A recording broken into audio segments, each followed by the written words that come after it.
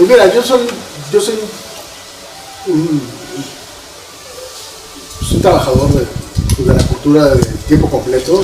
Yo no creo, un poco pienso lo que decía Picasso, de que él decía que él esperaba que la inspiración la agarrara trabajando. Yo soy igual. Entonces yo soy muy disciplinado, trabajo pues, todo el día, y yo no trabajo cosas aisladas, sino normalmente son como series o temáticas que intento como abordar desde un espacio mucho más abierto. Varias piezas a la vez. Entonces yo hago como muchas piezas a la vez, con una temática específica, ¿no? Entonces, por ejemplo, no sé, una serie sobre Goya, por decir algo, ¿no? Entonces hago como todo un proceso como de investigación o de reflexión sobre eso, y entonces ya es que lo abordo, ¿no? ¿Qué tal, amigos? Espero que se encuentren bien. Nosotros somos Nómada de Tierra, yo soy Juan Vera y este proyecto está dedicado a la difusión de arquitectura, arte y cultura. Si les está gustando este canal, por favor comenten, compartan y suscríbanse. ¿Qué tal, amigos? Sean bienvenidos a un episodio más de Nómada de Tierra. Hoy nos encontramos con un gran invitado, Demián Flores, artista visual. ¿Qué tal, Demián? No, pues aquí muy contento. Muchas gracias por la invitación. No, pues gracias a ti por darte el espacio y el tiempo de platicar con nosotros. Sé que andas un poquito ocupado, bueno, mucho. Y pues tener la oportunidad de platicar contigo es un gustazo, ¿no? Estás realizando un taller ahorita estamos en Centro en el Centro de las Artes de San Agustín. Qué mejor lugar. Sí. ¿No? Y sí, fíjate que es la sexta generación de un programa que inició por una invitación del maestro Toledo. Como sabes, pues el Centro de las Artes tiene un principio de ser empáticos con el medio ambiente, con la naturaleza. Y el maestro, tenía una pasión muy fuerte, muy cercana pues hacia la gráfica, ¿no? Bueno, tenemos el Instituto de Artes Gráficas de Oaxaca, todo el acervo que el maestro creó. Y obvio que uno de los primeros talleres que se pensó hacer en este Centro de las Artes fue un taller de grabado. Claro. Pero en esos años, el gran problema de hacer un taller de grabado era que todos los procesos que utilizamos son procesos bastante tóxicos. Claro. Es decir, usamos, por ejemplo, ácidos nítricos, percloruros para poder atacar las placas. Entonces, lo que se intentó es crear un espacio que un poco utilizara como nuevos métodos, pues para hacer una gráfica un poco menos contaminante, ¿no? Y así es como que el maestro trajo un equipo que en esos años apenas se empezaba a desarrollar, y es con lo que ahora estamos trabajando. Entonces, se llama Escuela de Gráfica Menos Tóxica, lo que llevamos 6 generaciones, porque justo tiene un sistema, digamos, pedagógico, no es un taller solamente de enseñanza por un breve tiempo, sino hay una metodología amplia, poco basado en lo que a mí me tocó pues conocer cuando yo fui estudiante de artes. Entonces, en esa escuela donde yo estudié, que es ahora la Facultad de Artes, pues en realidad es digamos la consecuencia de toda la gráfica que llegó a México desde la conquista. Claro. Entonces, en esa Academia de San Carlos se fundó en el siglo XVIII, pues ahí se creó la primera escuela de grabado justo para hacer monedas, ¿no? Y de ahí tú puedes hacer un rastreo o una línea histórica, y pues con quien yo estudié, digamos, son los herederos de toda esa tradición, ¿no? Por ejemplo, en mi caso, mi maestro fue Jesús Martínez, que él fue a su vez alumno de Capdevila, y que él fue a su vez alumno de Alvarado Lang, y así te puedes ir hasta el siglo XVIII, cuando se fundó. Y este programa, que es un programa académico, yo lo que hice fue replicarlo, ¿no? Aquí, o intentar replicarlo, pero adaptándolo, digamos, a estos nuevos sistemas como de atacados de placa, que usamos otro tipo de sustancias, y que, pues la idea era crear y adaptar, digamos, un medio tradicional a esto, ¿no? Y entonces ya, como te decía, son 6 generaciones. La verdad que cuando el maestro me invitó a hacer este programa fue muy interesante, porque nadie sabía usar las máquinas. Entonces yo lo que hice fue agarrar a amigos de mi generación de la escuela, que son grandes grabadores, grandes técnicos, y nos encerramos aquí una semana, y la verdad que ha sido un programa que ha crecido también como con lo que nosotros nos hemos también, digamos, apropiado también de esta técnica y adaptado, ¿no? Entonces, ahora ya los maestros como Francisco Quintana, pues son referentes de la gráfica menos tóxica. Ya la Facultad de Artes, que es nuestra alma mater de la UNAM, pues ahora ya lo invita a él a dar cátedra de esta técnica, ¿no? Entonces todos los maestros ahora, que la mayoría tiene todos los años desde la primera generación, bueno, pues son ahora ya, pues, como te decía, referentes, son gente importante ya en el uso de estos medios. ¿Y estas están cambiando lo tóxico por algo natural? ¿Qué tipo de sustancias o materiales están utilizando ahorita?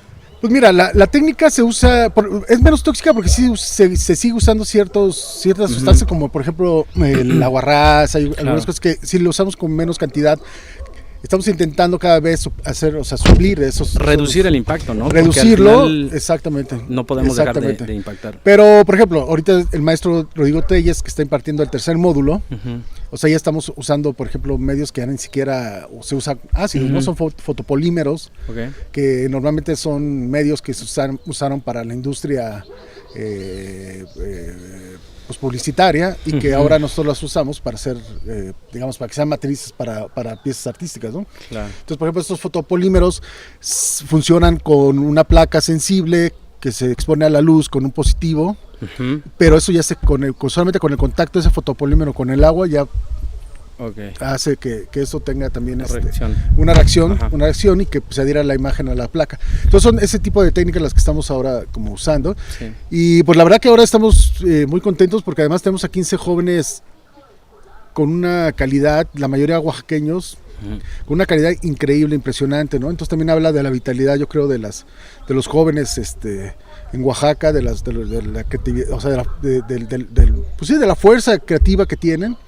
Y va a ser, yo creo, que una generación importante con los años. Me gustaría entrar más adelante a ese punto, cómo promueves esta parte, o cómo promueves el arte o inspiras a otros jóvenes. Pero bueno, me gustaría saber ahorita y empezar con esto yo sé que naciste en Juchitán, ¿no? Sí. En el Istmo de Tehuantepec. Y como para tener un poco más de este proceso, de tu experiencia y de tu arte, ¿cómo fue tu vida en el Istmo de Tehuantepec? ¿Cómo arrancar con eso y darle un poquito más de Pues mira, yo vengo de una familia de comerciantes. Es una familia, todos dedicados vendemos de todo ahí.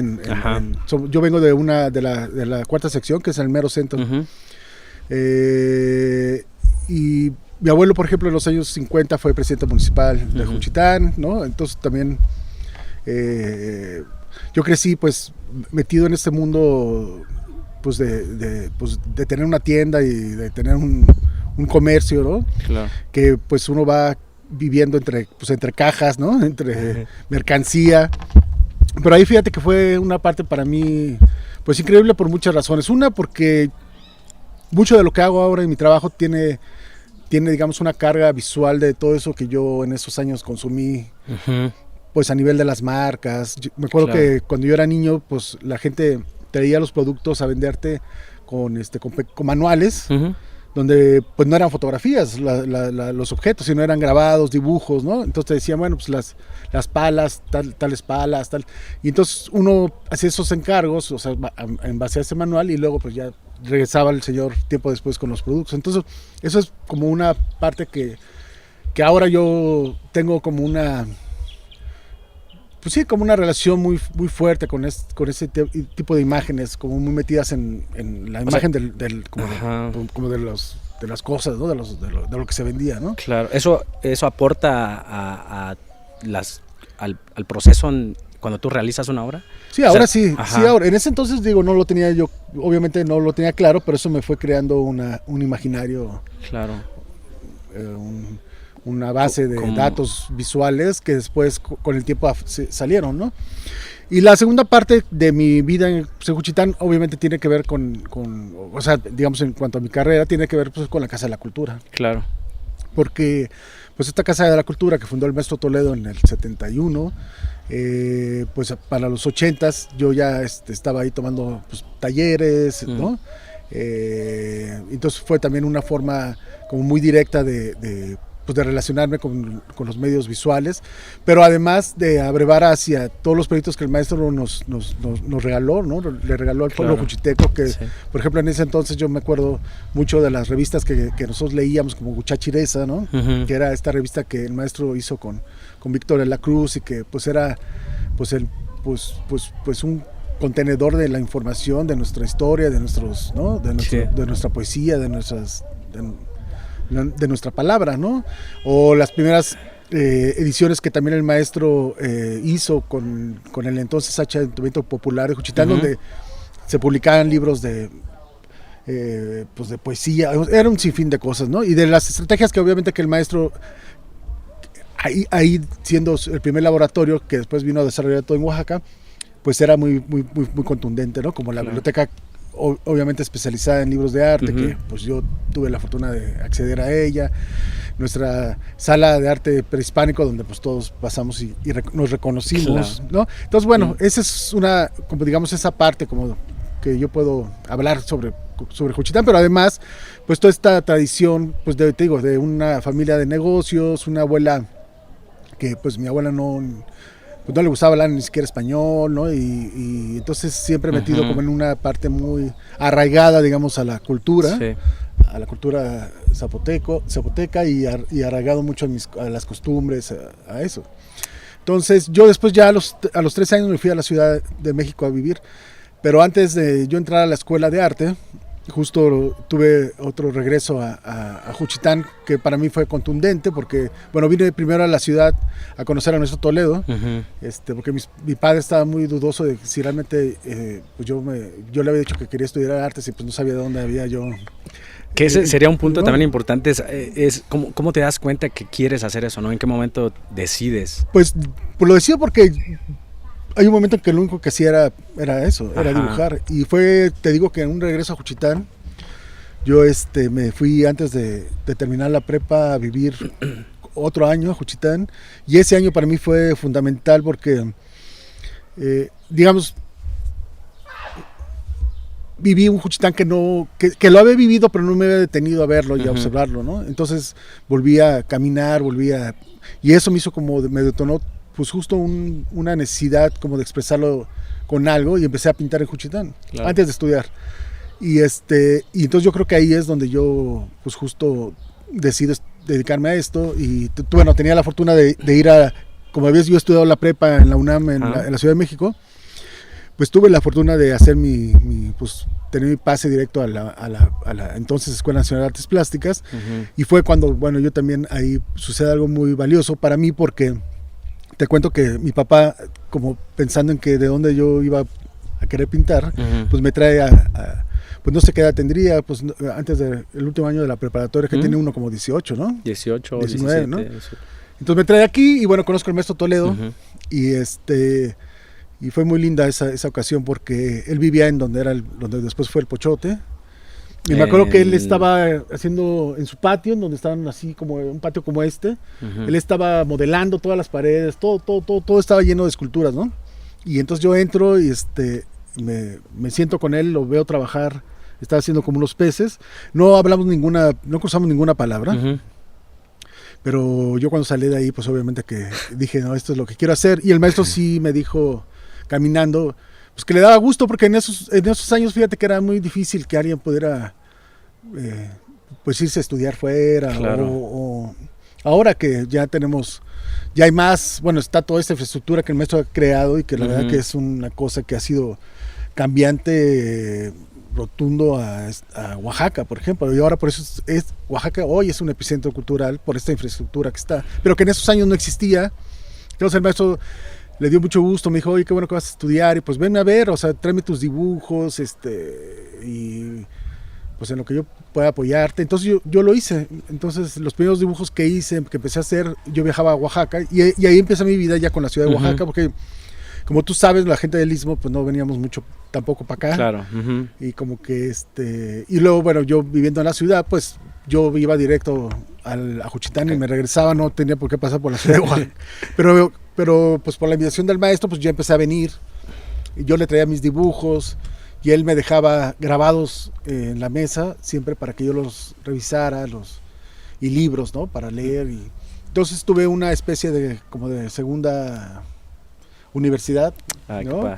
Que fue por un lado pues la universidad en donde estudié en la ciudad, y por otro lado pues esos viajes constantes a Oaxaca y a ver al maestro Toledo. Y bueno, pues obviamente el maestro además pues siempre tuvo tiempo para aconsejarme, para decirme, claro, ¿no? Cosas. Y entonces estabas estudiando en la universidad. Exacto. Y estabas viniendo Yendo y viniendo aquí a Oaxaca, y ahí empezó yo a, pues más o menos, bueno, todos esos 4 años de carrera me la pasé viniendo, pero ya para el 4.º año de carrera yo ya empecé también a hacer algunos proyectos. Claro. Yo, por ejemplo, estuve un tiempecito también en el taller Rufino Tamayo, cuando el maestro Juan Alcázar estaba de director. Yo hice mi primera exposición en Oaxaca. Fue en el taller Rufino Tamayo, pero pues te estoy hablando pues que habrá sido, son 91, 92, como el 94, una cosa así, ¿no? Porque empezaste a estudiar en el 91 en la universidad. En el 91 en la universidad, y como por ahí del 93, 94 tuve mi primera exposición aquí en Oaxaca, en el taller Rufino Tamayo, cuando el maestro Juan Alcázar estaba. Luego por ahí del 96 tuve también el honor de que el maestro Toledo me invitara a exponer cuando el maestro Morales acababa de restaurar su convento ahí en Ocotlán. Ese convento se inauguró con una exposición mía. Todavía recuerdo que me tocó estar con el maestro pues, Morales, el maestro Toledo, y recuerdo mucho esa mañana porque fue la primera vez, por ejemplo, que también conocí a Susana Harp, que cantó esa mañana. Y bueno, y ahí empecé yo a tener una vida ya cultural aquí. Claro. Empecé a trabajar con la Galería Quetzali de aquellos años, y bueno, pues pues de ahí para allá ya no sé cuántos años más son. Mencionas en una entrevista que llegaste en un momento interesante en el arte en México, y que formas parte de una generación bisagra, ¿no? En una entrevista. ¿Por qué? ¿Podrías platicarme un poquito de eso? Sí, lo que me refiero es que a mi generación le tocó vivir un momento pues clave en la forma, en los lenguajes, digamos, en la forma de entender los lenguajes actuales, porque yo todavía brevé, digamos, en una tradición más metida como en procesos como técnicos, pero también manuales, pero en mi generación empiezan todas las artes más conceptuales, ¿no? Entonces eso me refiero como una bisagra, como alguien que todavía me tocó a mí abrevar, digamos, de esa tradición académica, pero por otro lado incorporar a mi trabajo otros lenguajes, ¿no? Que más llevados como a una reflexión o como a entender al arte desde el pensamiento, ¿no? Claro. Entonces, por eso pues yo digo mucho que soy como esa generación, porque aunque yo veo el arte sí desde ese lugar del pensamiento o desde esa categoría, digamos mi herramienta pues es totalmente lo visual, ¿no? El dibujo, la gráfica, la pintura, ¿no? Y también comentas que bueno, los conceptos de tu trabajo es de memoria, identidad y territorio, ¿no? Y esto es como un puente entre el pasado y el presente. O sea, sí, porque me interesa justo eso, es lo que te decía, me interesa a mí hacer como reflexiones sobre eso, sobre la memoria, ¿no? El cómo la memoria, el cómo tú reconstruyes a partir de la memoria, pero la memoria no es lineal y tampoco es certera, ¿no? Claro. Entonces yo creo que la memoria, y de eso también lo decía mismo Paz, ya hay desde el acto de la memoria un acto creativo, ¿no? Entonces a mí me interesa mucho eso, cómo tú justo desde ahí empiezas a reconstruir tu vida, y al final el arte es un espejo de lo que uno es, ¿no? Entonces yo creo que ese es como un principio fundamental, ¿no? Por ejemplo, en mi caso, pues yo siempre, para mí el hacer procesos de arte tiene que ver con justo no saber lo que sé, sino lo que no, ¿no? Entonces un espacio donde tú haces preguntas, te haces preguntas, ¿no? Y no respuestas, ¿no? Ajá, y en este sentido, ¿qué tipo de preguntas tú reflejas en tus obras? ¿O qué quieres que la gente se cuestione? Porque, no sé, obviamente un artista plasma su obra y en otra entrevista creo que mencionas esta parte, ¿no? Generar preguntas. ¿Tienes algún Pues yo creo que las más elementales que tienen que ver con la identidad, ¿no? Quién soy, de dónde vengo y a dónde voy. Y no es tanto de yo creo que el arte más bien tiene que ver con una reflexión con uno, ¿no? Ahora, obviamente nosotros hacemos imágenes que son leídas por la gente, ¿no? Y que tú esperas que esos espacios también encuentren en ellos una relación o un diálogo, ¿no? Claro. Pero en realidad más bien tiene que ver con lo que uno se pregunta hacia uno. Uh-huh. Es decir, yo creo que difícilmente el arte, o sea, no es un arte, digamos, o una forma de hacer arte de una manera, o sea, panfletaria, Claro. O sea, no son preguntas, ¿no? Uh-huh. No son ni respuestas, sino más Claro. bien son mis preguntas, ¿no? Claro. Y lo que te decía, tiene que ver con la identidad, o sea, es siempre lo que me tocó vivir, esto de pertenecer a Juchitán, o sea, de ser de Juchitán, pero haber vivido en la Ciudad de México, de cómo al final esa migración o ese desplazamiento, pues también modifica tu Claro. forma de ver y de entenderte en el mundo, en tu relación hasta con Claro. tu pasado, y por eso hablo mucho del territorio, ¿no? Ajá. Porque justo lo mío es como una especie de, como de manera, como una idea como casi como fronteriza, ¿no? Donde siempre hay una línea Uh-huh. con lo otro, ¿no? Y eso que comentabas hace rato es interesante, ¿no? Como tener la oportunidad de vivir en un lugar que tiene una lengua, cultura, tradiciones, y tener la oportunidad de estudiar en otro lado y regresar y ver ya con otros ojos, ¿no? El espacio que para ti en algún momento era todo normal. Llegas y empiezas a ver ya cosas que tenías enfrente, pero ya con otra perspectiva, ¿no? Sí, con otra sensibilidad, ¿no? Sí. Y bueno, pero no es hasta sino el 2006 cuando me vengo aquí a vivir a la ciudad de Oaxaca. Ajá. Y es la primera vez que yo pues vivo en la ciudad. Viví, bueno, sigo viviendo, tengo Claro. casa aquí y vengo pues, todo el tiempo, voy y vengo. Pero de manera fija yo estuve en Oaxaca como desde el 2006, como unos 8 o 9 años sin moverme de la ciudad de Oaxaca, ¿no? Y también, bueno, esta ciudad para mí ha sido fundamental, ¿no? Porque también ha sido un espacio pues vital para mí, ¿no? Me gustaría saber tu concepto de arte. ¿Qué es el arte para ti? Pues el arte es eso, yo creo que, y un poco vuelvo a regresar a lo que Ajá. Paz decía, ¿no? Yo creo que el arte es el lenguaje te posibilita ver al mundo desde el otro lado, ¿no? Claro. Yo creo que eso es, para mí eso es el arte y eso que te permite, pues también tiene que ver con justo entender el arte desde ese lugar pues del pensamiento. Sí, ¿y tú crees que en estos momentos todos tienen acceso o por qué o hay limitantes para personas? ¿O es el interés? ¿En qué sentido? ¿En que tenga acceso al arte con lo social? Pues lo que pasa es que el arte desafortunadamente, bueno, esto que creó el maestro, que es un proyecto social, sí.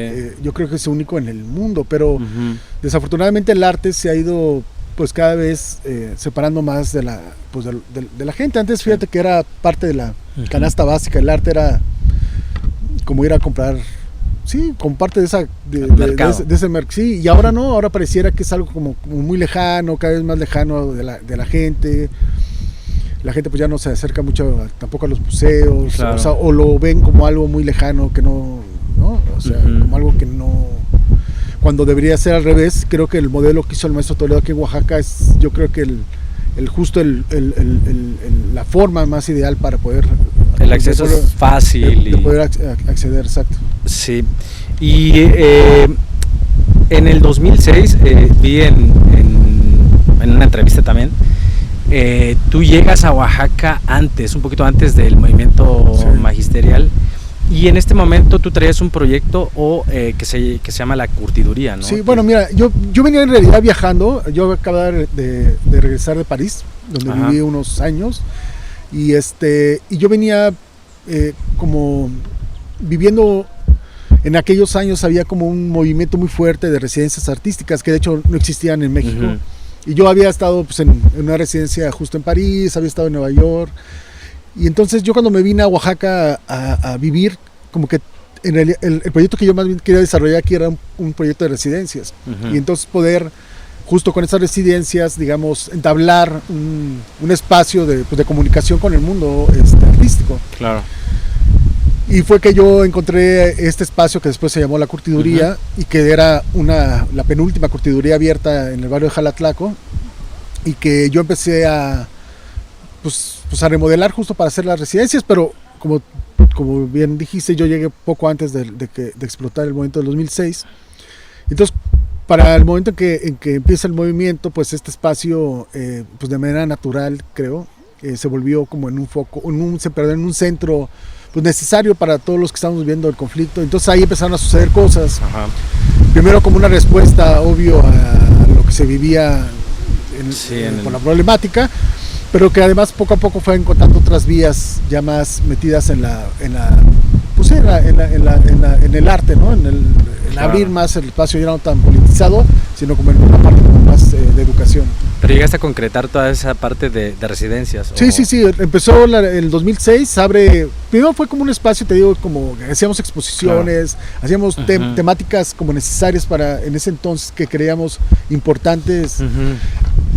Por supuesto hubieron exposiciones como Calavera Oaxaqueña, que era como una respuesta a la represión que estábamos viviendo, pero luego vinieron otras, como por ejemplo una sobre el maíz, y eran exposiciones como incluyentes, y donde también los lenguajes eran abiertos, ¿no? Entonces podía haber desde comida, hasta danza, hasta música, hasta exposición. Era como un espacio, era como una especie de casa de cultura, y tal vez como la casa de cultura que yo vivía en Juchitán. Claro. Después pero bueno, lo que yo en algún momento me di cuenta es que también como que podría ser interesante abrir, o llenar un hueco que creo yo hacía falta en Oaxaca, que era a nivel pues como de educación visual, ¿no? Entonces, en algún momento yo creo un programa pedagógico que se llama el CEACO, que no sé si conozcas, las clínicas de especialización en arte contemporáneo, que yo creo, bueno, ahora paramos en pandemia, pero ahí ha salido pues gran parte de la escena artística actual ahorita en Oaxaca, pues han salido de ese programa, ¿no? No solamente como artistas, sino gente que son actores culturales, gestores, que trabajan en museos, claro. Y artistas pues jóvenes que están pues repuntando, como los Tracolulocos, como bueno, en fin, pero muchos de ellos han salido en este programa. Y ahí cuando empecé este programa pedagógico, como que entonces le dimos la vuelta a la curtiduría, ya no solamente como un espacio de exposición, sino más bien como un espacio de reflexión, ¿no? Hacia las artes. También se construyó lo que hasta la fecha sigue, que es el taller de gráfica. Y las exposiciones las fuimos reduciendo, porque además yo pensé que con los espacios creados por el maestro Toledo y toda la infraestructura cultural, pues justo era como algo que no era tan necesario, ¿no? En ese momento. Sí, y también otro colectivo, ¿no? Salió Vicuyuba, que es... También colectivo Vicuyuba, salió del CEACO, muchísimos. También los chicos de unos chavos de Torreón, ¿no fue en el mismo CEACO o eso fue...? También unos chavos de Torreón que son muy, muy, muy buenos, vinieron, eso fue cuando yo empecé a ser grabado en Torreón, los conocí y los invité y se vinieron como 4 estuvieron aquí, pero muchos, muchos. Muchísimos, sí, es un centro muy importante, fue bueno, en ese momento también con el movimiento, ¿no? En el 2006. Y en la actualidad, bueno, ya lo comentas, Oaxaca es un centro de un escenario artístico, ¿no? Cultural muy importante, y eso hace que muchísima gente voltee a ver y venga, no sé, a compartir o a aprender. Y hay muchos artistas emergentes locales e internacionales. ¿Qué opinas de este movimiento que está pasando aquí en Oaxaca? No, bueno, yo creo que es una consecuencia justo de toda la infraestructura que el maestro creó, y que además, pues Oaxaca además es un lugar, yo creo que muy, muy interesante como un espacio como de desarrollo, ¿no? De trabajo, ¿no? Yo creo que siempre Oaxaca siempre ha sido como una ciudad de artistas, ¿no? Claro. Yo creo que lo interesante es que ahora también se ha ampliado, ¿no? Justo después del 2006 creo que se amplió, como que antes solamente había como corrientes muy específicas, o como desarrollos de mercado muy específicos, y creo que ahorita lo interesante es que está abierto, ¿no? Entonces puedes tener pues artistas totalmente contemporáneos, como pintores, como hay una efervescencia de los talleres de gráfica impresionante. Claro. Entonces creo que lo vuelve pues una cosa, pues su génesis en el mundo, porque no hay en otra parte una cosa así, ¿no? Sí, y bueno, creo que nos ganó el aire, la lluvia, pero cuando empecé a hablar, entonces, ¿no? Todo estaba muy bien. Sí, ¿qué hacemos? A ver. Bueno, pues después de esta pequeña parada, bueno, no tan pequeña, que nos hizo movernos la lluvia, nos quedamos con el tema del movimiento de artistas en el mundo y mucho lo que comentabas también de lo que está pasando en Oaxaca, ¿no? Después de difundir un poquito más el arte y tener espacios importantes como pues ya tenemos personas visitándonos como para aprender y también como encontrar un espacio para difundir lo que está haciendo. ¿Qué opinas de estos artistas emergentes, locales e internacionales? No, yo creo que como cualquier lugar del mundo, pues hay pues artistas realmente muy, muy, muy buenos, ¿no? Artistas pues que están en formación. Yo creo que lo que tiene Oaxaca que es que tiene una vida, ¿no? Cultural. Tienes la oportunidad de tener una vida en todos los sentidos. Pues está muchísimas galerías, ¿no? Pero aparte, obviamente espacios como el Yago, ¿no? Que tienes una colección, una biblioteca, pues yo creo que la única en América, así, con tantos libros especializados en arte, ¿no? Que te permite pues, tener un acceso a la información de inmediato, porque además esa biblioteca sí que está totalmente actualizada, ¿no? Yo recuerdo en algunos viajes que he hecho y que he venido a Oaxaca, ver el catálogo de X exposición ya la semana aquí en el Yago. Entonces eso te habla de que tienes una información pues como muy fresca y bueno, y todos los espacios de talleres, ¿no? Que la verdad que ha crecido mucho, la oferta es muy amplia, pero tienes pues, talleres como el de la máquina, ¿no? que es impresionante y que pues, o sea, tienes un nivel de producción como en cualquier taller del mundo. Entonces, eso también hace que, pues, como te decía, que Oaxaca sea pues, un lugar siempre un destino para cualquier artista, no solamente para visitar, sino para producir y para vivir, ¿no? Ahorita que comentas el tema de los lugares a nivel internacional, tú también estuviste participando en proyectos en París y en Londres, creo, ¿verdad? ¿Podrías contarnos un poquito de tu experiencia? Bueno, es que yo viví unos años en París y en el tiempo que yo vivía allá tuve la fortuna de meterme en una escena pues de arte que hasta la actualidad la tengo. Entonces yo tengo como mucha parte de mi obra se expone justo en museos, mucho más en Europa que por ejemplo aquí en Estados Unidos, ¿no? Entonces hago muchos proyectos yo en París y muchos proyectos en Londres. Yo en Londres estuve hasta antes de la pandemia yendo cada año al Chelsea College, por ejemplo, a dar un taller, un seminario también de arte. Y por ejemplo, en ese tiempo, hace unos años, el British Museum pidió una de las piezas, una pieza mía para su colección. Entonces, por ejemplo, y en París, bueno, ahí viví.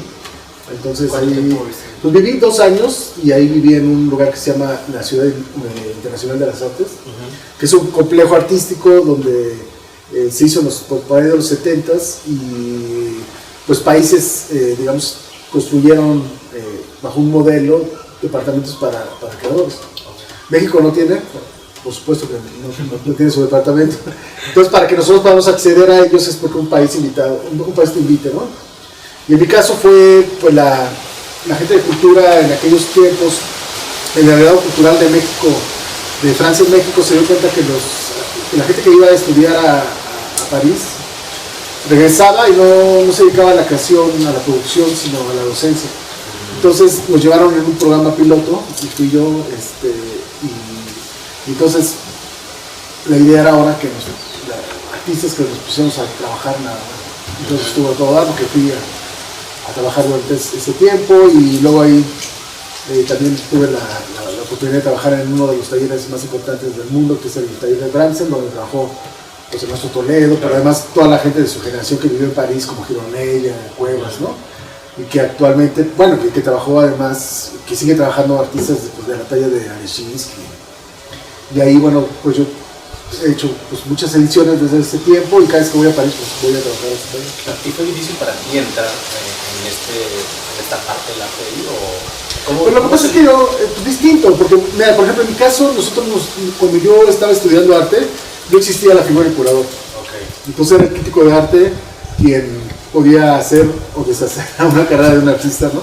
Entonces, pues te hablo que, por ejemplo, Teresa del Conde los jueves escribía su nota en la jornada, Manrique los martes, en fin, y era una vida pues más así, y nosotros nos hacíamos con los premios. En ese momento eran la única manera de poder enseñar nuestro trabajo era a partir de los concursos, y eran en esos concursos donde los críticos de arte iban y bueno, pues podías tener tú la oportunidad de que alguien como ellos pudiera conocer tu trabajo y ahí pues seguir que te siguiera, ¿no? Tu proyecto, ¿no? Y pero cuando viene la figura del curador, bueno, pues cambia radicalmente la historia como digamos de la movilidad del arte, y ahora bueno, con los curadores es que uno puede también tener una manera pues distinta de proyección y de movilidad de tu trabajo. Claro. Y es con ellos con los que yo ahora pues trabajo a nivel internacional, ¿no? Entonces, por ejemplo, hay curadores que me invitan para hacer un proyecto, no sé, donde sea, en Londres, por decir algo, y entonces ellos hacen proyectos curatoriales, ¿no? Y bueno, pues no sé, yo creo que cada quien tiene como una, o sea, por ejemplo, yo mi carrera la construí pues, de una manera cultural. Yo la verdad, nunca tuve mercado del arte hasta muy grande, entonces nosotros pues, nos hicimos como de ladrillo tras ladrillo, ganando un concurso, teniendo una beca. Yo soy licenciado en arte, o sea, yo estudié una carrera y entonces uno se va construyendo, abriendo campo, ¿no? Ahora ya también es distinto, ¿no? Claro. Hay artistas que por ejemplo entran de inmediato a la escena del arte con curadores que pueden abrirte un campo pues antes difícil para nosotros, o el propio mercado, que pues también es artistas que no necesariamente tengan una vida cultural, ¿no? Claro. Y en este sentido, un curador puede hacer a un artista de la noche a la mañana. Pues no tan así, pero sí el curador pues sí, que también es una persona importante, también puede meterte como espacios que de otra manera sería como un poco difícil. Okay. Luego son proyectos curatoriales donde bueno, ellos hacen proyectos específicos donde pues escogen ellos a los artistas y bueno, de una manera también de tú mostrar tu trabajo, ¿no? Claro. Yo por ejemplo trabajo con eso, pero también tengo una vida, como te decía, cultural, entonces yo pues expongo mucho también ya ahora en museos. Claro. ¿Y ahorita tienes exposiciones en alguna parte? No, bueno, después de la pandemia, fíjate que bueno, ahora estoy desarrollando un proyecto muy grande de pintura. Voy a tener una exhibición en noviembre en Los Ángeles. Voy a hacer una exposición que va a intentar como unir a otros espacios que están por ahora por definirse, pero va a estar unas piezas en una galería en Santa Mónica, va a haber otras piezas dentro de un proyecto que se llama Division, y ahora se están sumando todos los espacios, pero bueno, ese es el proyecto que tengo pronto, de noviembre, que es una serie de pinturas de gran formato, que la idea es que son digamos, pinturas que un poco hablan son como una especie como de códices, donde están depositados, digamos, formas simbólicas, referentes a la propia historia del arte, citas, ¿no? Como textuales al mismo arte, con un carácter un poco político, social, ¿no? Y un poco irónico. Esa es un poquito la idea. Son telas que no tienen bastidor, entonces también eso posibilita el que puedan desplazarse fácilmente, evitando pues, los grandes rollos para poder llevarse una pieza. Entonces la idea es como una especie como de arte correo, arte que se puede, y que además, pues, por su propia forma, pues, puede adaptarse a diferentes espacios, ¿no? Creo que ya lo comentaste hace rato un poco, pero me gustaría profundizar más sobre el tema de tu proceso de creación. Ahorita con toda la experiencia que tienes y todos los espacios que has colaborado y participado, cuando tú quieres hacer una pieza o una exposición, o hablemos de una pieza, ¿tienes un ritual? ¿Cómo te inspiras o qué necesitas hacer como para empezar a hacer? Pues mira, yo soy un trabajador de la cultura de tiempo completo. Yo no creo, un poco pienso lo que decía Picasso, de que él decía que él esperaba que la inspiración la agarrara trabajando. Yo soy igual que... Entonces yo soy muy disciplinado, trabajo pues, todo el día, y yo no trabajo cosas aisladas, sino normalmente son como series o temáticas que intento como abordar desde un espacio mucho más abierto. ¿Varias piezas a la vez? Entonces yo hago como muchas piezas a la vez, okay, con una temática específica, ¿no? Entonces, por ejemplo, no sé, una serie sobre Goya, por decir algo, ¿no? Entonces hago como todo un proceso como de investigación o de reflexión sobre eso, y entonces ya es que lo abordo, ¿no? Por ejemplo, la última serie grande que hice, que presenté de hecho aquí en el Centro de las Artes de San Agustín, fue un proyecto sobre un grabador del siglo XVI que se llama Theodore Lebré, que es un grabador muy interesante porque él creó todo el imaginario pues, del imaginario de la conquista en Europa, pero pues él nunca vino a América, entonces sus imágenes las construyó a partir de las crónicas de los viajeros o a partir de ciertas imágenes que él iba comprando a la gente que vino e ilustró. Claro. Pero esas referencias pues, nunca fueron evidencias fidedignas de lo pasado, porque era una historia además contada, ¿no? Entonces, pues muchas de esas imágenes que se consumían en Europa y que se siguen consumiendo en Europa, pues son imágenes pues totalmente, que tienen una parte de artificio muy grande, ¿no? Es decir, no corresponden ni la arquitectura, ni la fisonomía, entonces hay una especie como de construcción de una identidad, ¿no?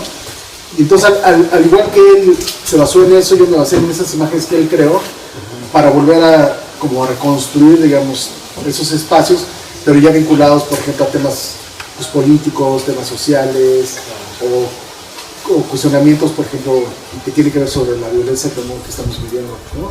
Entonces, esa serie la presenté acá, y eran casi más de 80 piezas, que más o menos de tiempo son investigación como de 3 años, 4 años de trabajo. Entonces es así como yo trabajo. Entonces más como en bloques, y lo que hago yo de inmediato es que, bueno, a mí me gusta mucho, es casi como una mecánica casi muy cercana a los procesos literarios, ¿no? Yo leo mucho, empiezo a sacar notas, hay cosas que me interesan, y luego el primer, digamos, procedimiento que yo ocupo para esas ideas, pasarlas al papel, es con el dibujo. Entonces para mí el dibujo es una especie como de manual o como un abecedario que yo empiezo a trabajar, y después ya que conformo todo un mundo, digamos, de imágenes, entonces empiezo a ver cómo desplazarlas y en qué medio llevarlas a cabo, ¿no? O sea, tampoco no soy alguien que solo me dedico a pintar o a hacer escultura, ¿no?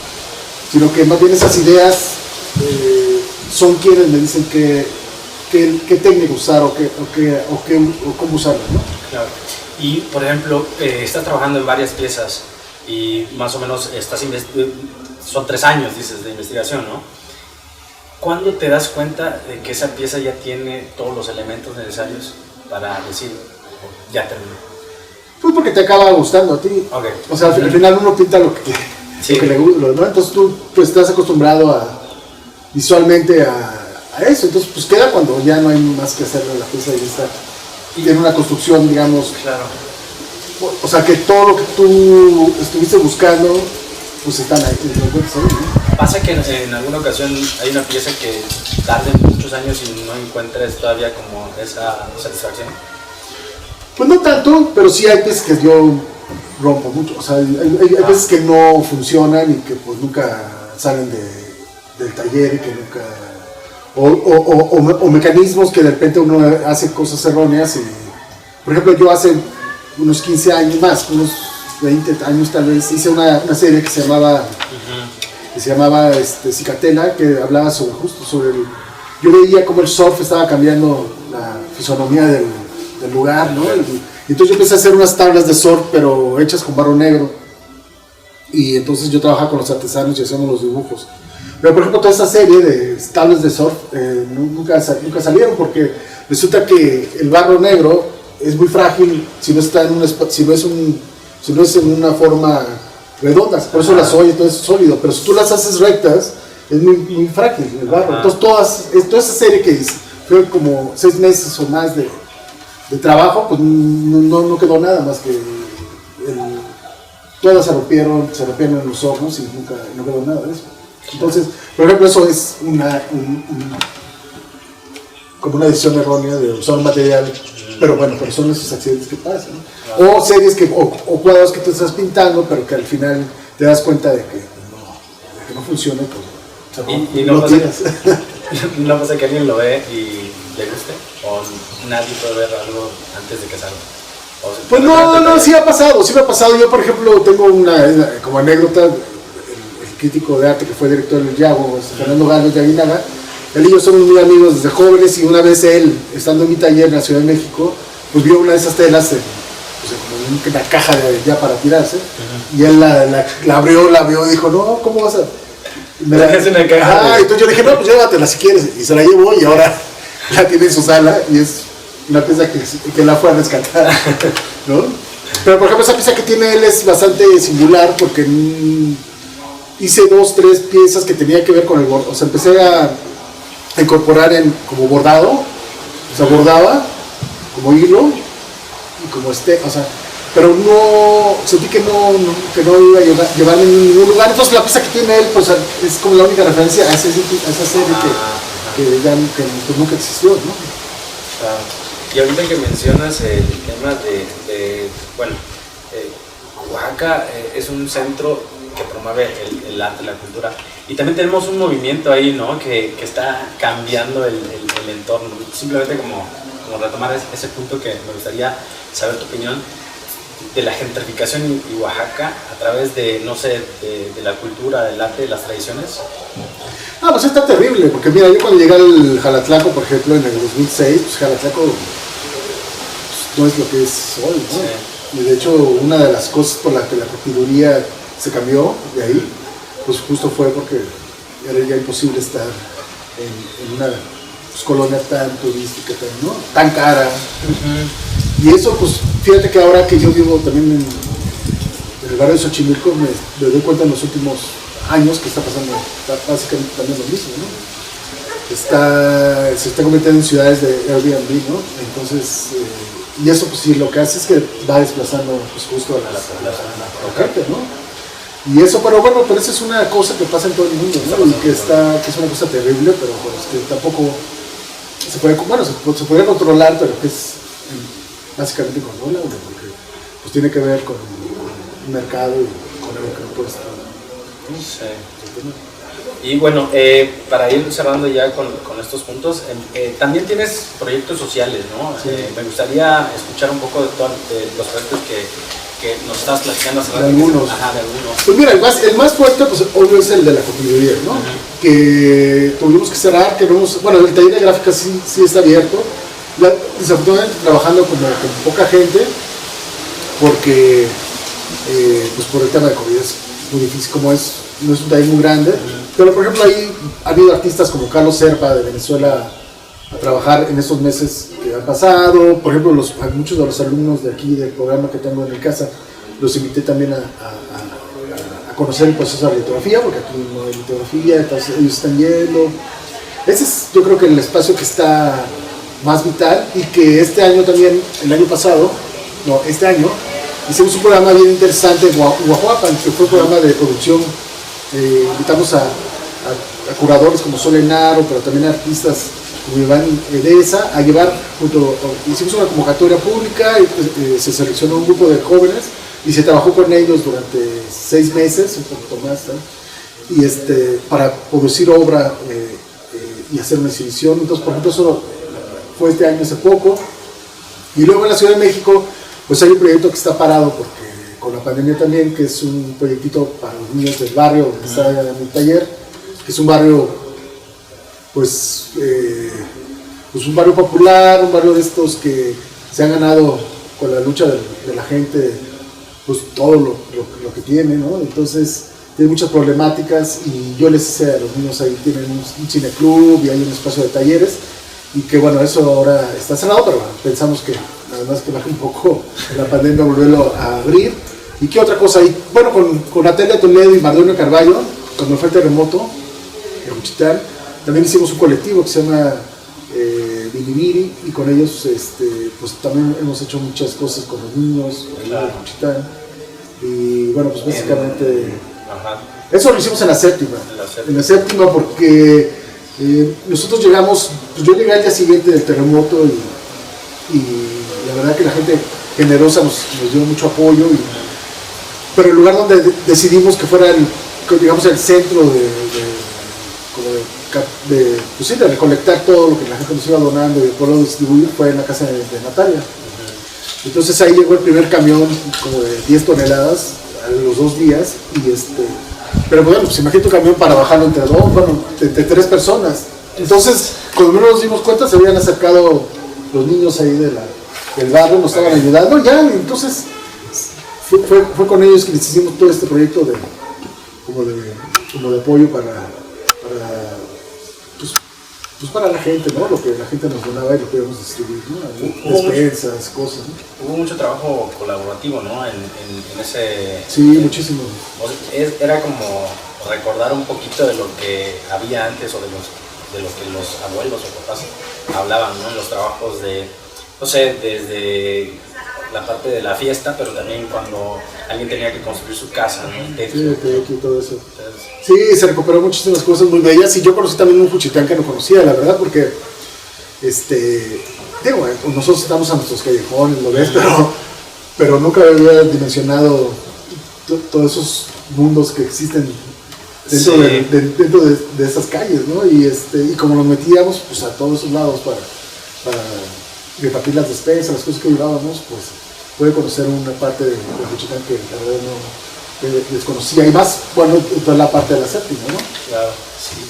Y bueno, esta parte que tocaste se me hace muy padre, el hecho de integrar a los niños y a los jóvenes en este trabajo, porque esa es una de las cosas que me gustaría saber, porque el proyecto consiste precisamente en esta parte de la inspiración, ¿no? Cómo tú ayudas a la gente a integrarse o animas a las personas a realizar este tipo de proyectos o de arte, ¿no?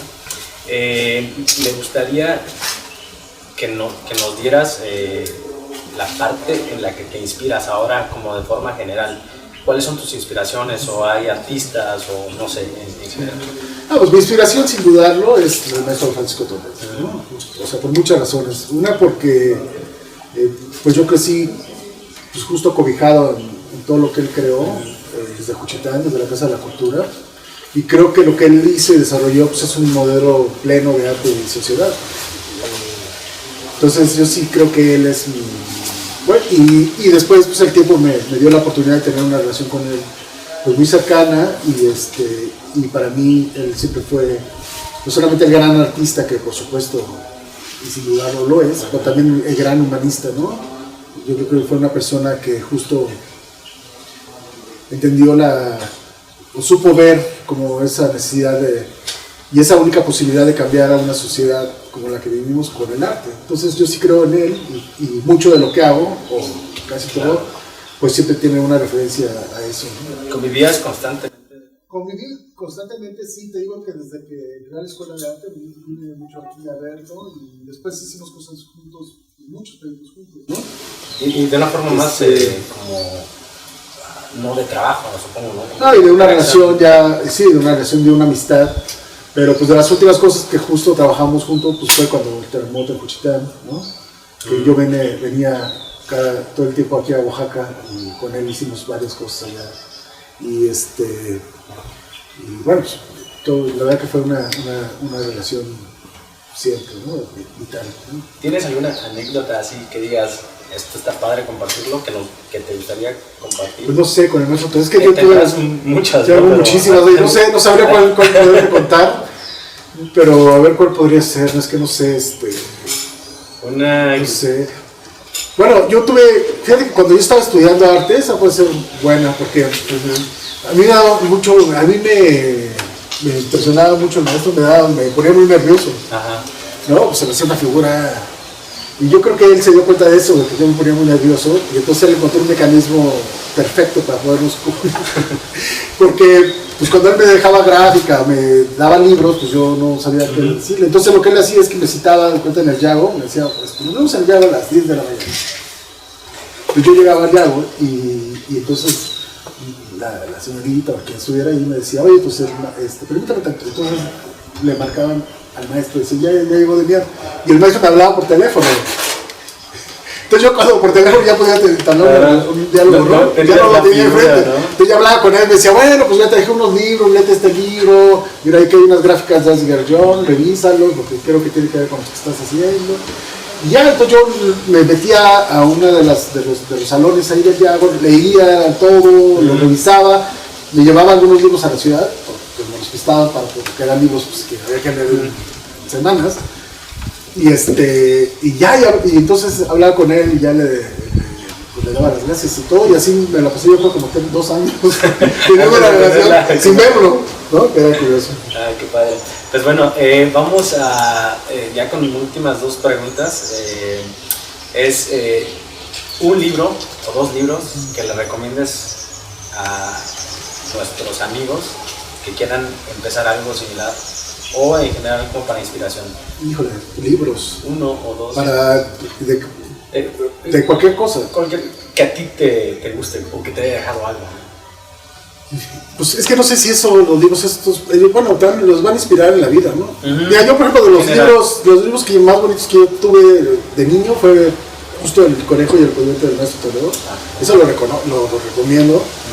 Yo lo llegué a tener en la primera edición que él hizo junto con el Intento Popular de Juchitán en los años, pues yo creo que se había publicado como en los 70s. Entonces yo lo llegué a tener desde muy niño, el libro, que estaba hecho además con papel de China. Pero ahora sí que lo pueden encontrar en las ediciones posteriores, ¿no? Que hay muchísimas. Pero creo que justo la Secretaría de Cultura tiene una reedición en estos libros de pequeño formato, donde viene toda la colección, ¿no? ¿Y qué otro libro podría ser fundamental, a ver, para mí? ¿Qué podrá ser? Fíjate que yo, como mi padre estuvo muy pegado a la letra, a la literatura, yo siempre he sido un lector de poesía, ¿no? Grande, y he sido también un lector de todo, de narrativa, ¿no? Pero tal vez, pues a ver, como un libro de juventud, podría ser el libro de perfil de José Agustín, ahora que el maestro le hizo su homenaje ahí en Cuautla. Yo creo que lo podría recomendar porque yo ese libro a mí me gustó mucho, porque siempre me inspiró todo el movimiento de la onda, y siempre me causó como un libro que usaba como un tipo de lenguaje que era como muy fácil cuando yo tenía, no sé, 15, 16 años, ¿no? Sí. Que te hace también ver todo un otro mundo de toda esta generación increíble, ¿no? De escritores. Entonces, pues yo podría hacer esos 2. Perfecto.